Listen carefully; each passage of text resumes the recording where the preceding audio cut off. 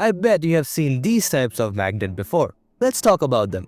The space around a magnet where its magnetic field can be detected is called a magnetic field.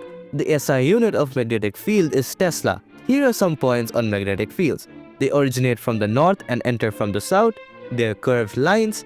They are crowded near the pole, which means the magnetic field is stronger at the pole.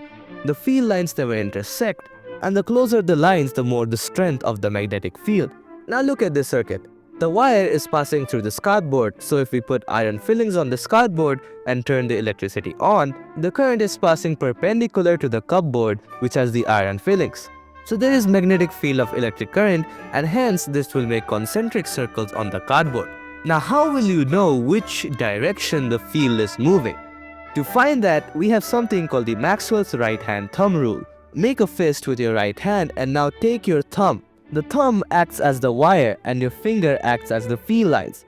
The direction of your fingers are pointing to the direction of the magnetic field, and the direction of your thumb is the direction of the current. So if the current was going this way, this would be the field direction. Just align your thumb with the direction of the current and everything else falls in place. Now comes the magnetic field due to the circular coil. At every point on a current-carrying circular loop, the magnetic field is in the form of concentric circles around it. As we go away, the circles become larger and at the center, a straight line. Now that was for one coin, but now there are multiple coins. Well, this is called a solenoid. Inside the solenoid, the magnetic field is straight, and outside it, it is circular. It is going from north to south outside and south to north inside.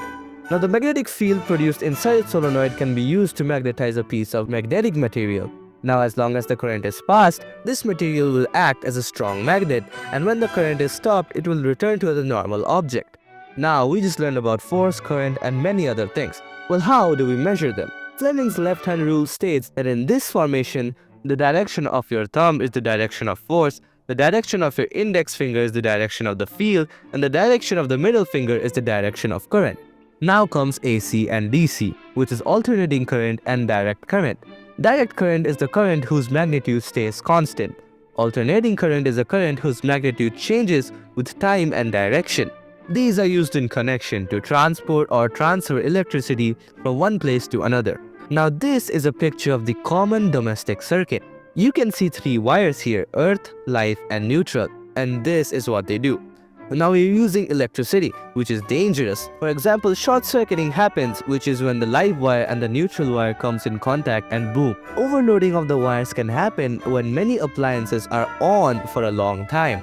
To overcome these problems, safety comes first. We can install an earth wire to avoid the risk of getting shocked.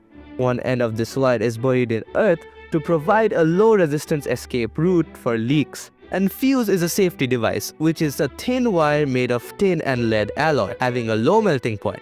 If there is overloading, the fuse heats up and melts, breaking the circuit. And that is magnetic effect of electric currents for you. Thank you.